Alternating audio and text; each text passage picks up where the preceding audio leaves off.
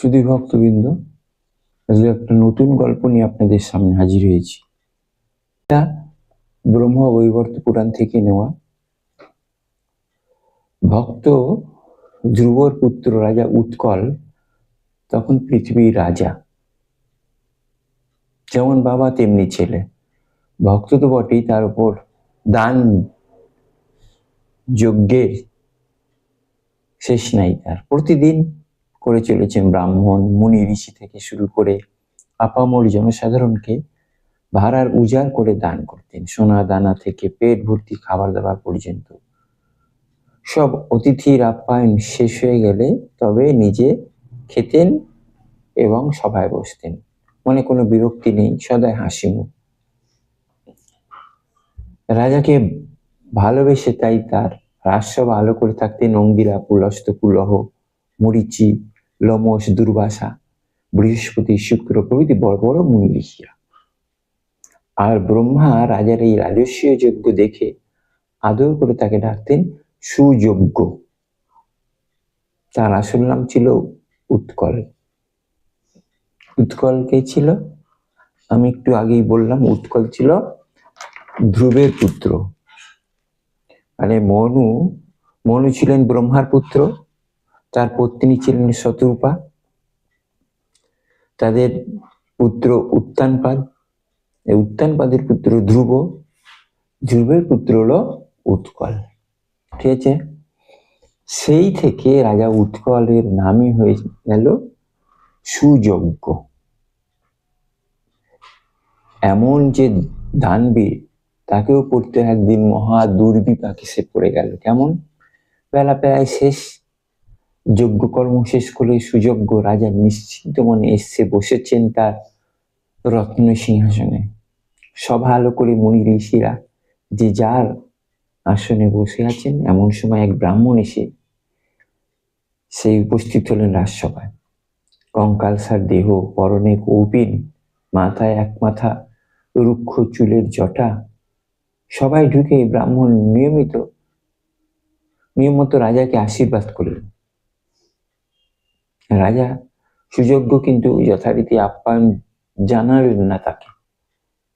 ব্রাহ্মণ অতিথিকে দেখে রাজার যা করা উচিত ছিল, সিংহাসন ছেড়ে উঠে দাঁড়ানো, এগিয়ে সব অভ্যর্থনা জানানো, সেবার উদ্যোগ নেওয়া, সেসব কিছুই করলেন না। শুধু দু হাত কপালে ঠেকে প্রতি নমস্কার করলেন মাত্র। দেখে ব্রাহ্মণ গেলেন দানব রেগে। শোনো রাজা, শুকনো গলায় যেন গর্জন করে উঠলেন সেই ব্রাহ্মণ। শিব আমার গুরু, ভগবান মুরালিধারী, শ্রীকৃষ্ণ আমার ঈশ্বর, আমি তার দাস। তোমার সভায় আমি প্রার্থী হয়ে আসিনি, এসেছিলাম সাধু দর্শনে। যজ্ঞ করে এই দম্ভ হয়েছে, তোমার যে কর্তব্য কর্ম অবহেলা করলে আমার অভিশাপে রোগ ব্যাধি তোমায় গ্রাস করবে, তুমি শ্রীহীন হবে, তোমার দম্ভ চূর্ণ হবে। বলেই পিছন ফিরে ঠকঠক করে তিনি সেই ব্রাহ্মণ আবার বেরিয়ে গেলেন। রাজার তো মাথায় হাতে কি সর্বনাশ হলো। কুলস্ত, কুলহ, সেসব মুনি ঋষিরা সেখানে ছিলেন, তারা চমকে উঠে আসন ছেড়ে তার পিছু নিলেন। সেই ব্রাহ্মণের পিছু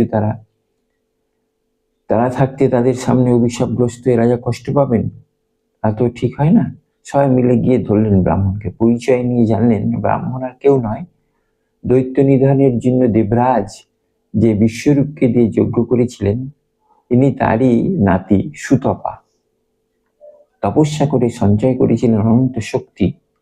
ব্রাহ্মণকে ঘিরে বেড়ে সবাই মিলে করতে শুরু করলেন অনুরোধ। ব্রাহ্মণ রাজা অন্যায় করেছেন ঠিকই, তাই বলে কি তার কোনো ক্ষমা নেই? তারা তো পুণ্যকর্ম কি সব বিফলে যাবে? বারবার মুনি ঋষিদের এই কথা শুনতে শুনতে একসময় স্থির হলেন ব্রাহ্মণ সুতপা। তপস্বীদের ধর্মই তাই। কোথাও অনাচার দেখলে যেমন রাগে দপ করে জ্বলে ওঠেন, আবার শান্ত হয়ে যান সঙ্গে সঙ্গে। সুতপাকে শান্ত হতে দেখে মুনিরা রাজা সুযোগ্যকে ডাকলেন, বললেন ব্রাহ্মণকে নিয়ে গিয়ে যথাচিত সৎকার করো।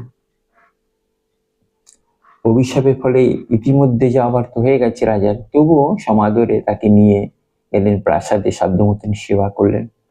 সন্তুষ্ট হলেন সুতপা, কিন্তু অভিশাপ মুক্ত হওয়ার উপায়? সুতপা বললেন, আমার এই অভিশাপ তোমার ক্ষতি করার জন্য নয়। তোমার মধ্যে যে অহংকার জন্মেছিল, যত ভালো কাজই তুমি করো না কেন, মনে অহংকার জন্মালে তার সব সুফল নষ্ট হয়ে যায়। তোমাকে অহংকার মুক্ত করার জন্যই আমার এই অভিশাপ।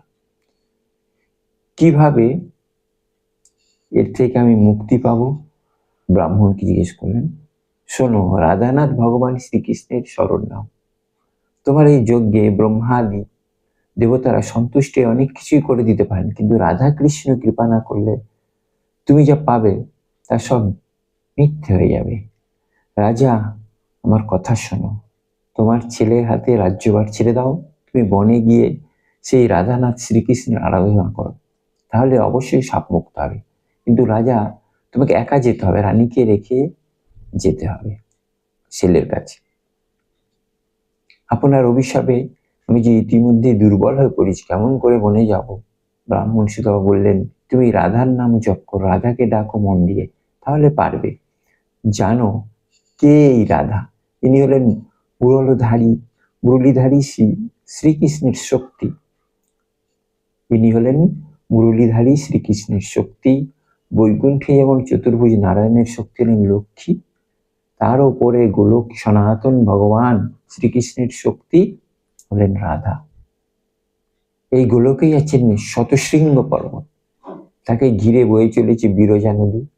কচি ঘাসের মতো গায়ে রং পরনে পিতব বসন মুরলীধরণ দ্বিভুজ শ্রীকৃষ্ণ সব সময় সেখানেই থাকেন রাধার সঙ্গে। রাসমণ্ডপে শত শত গোপিনীদের নিয়ে তিনি সেখানে সর্বদা করে চলেছেন রাসলীলা।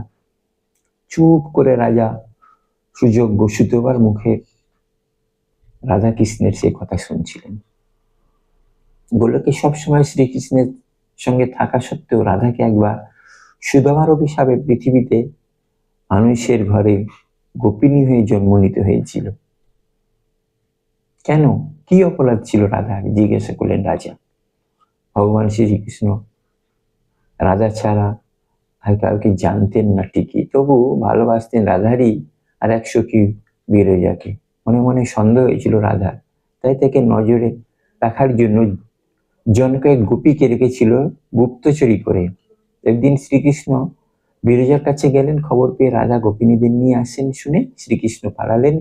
বিরজা ভয়ে নদী হয়ে বইতে শুরু করলো বৃন্দাবনে। সেখানে দেখতে না পেয়ে রাধা শ্রীকৃষ্ণের আবাসে এসে তাকে যাচ্ছে তাই বলতে শুরু করলেন। তখন শুনে শ্রীকৃষ্ণ হাসলেন বটে ভগবান, কিন্তু কৃষ্ণ সখা সুদামা খুব রেগে গিয়ে রাধাকে যাতা বলল। রাধা তখন কৃষ্ণকে ছেড়ে পড়লেন সুদামাকে নিয়ে, তাকে দিলেন অভিশাপ, মরতে গিয়ে তুই দৈত্যকুলে জন্মগ্রহণ কর।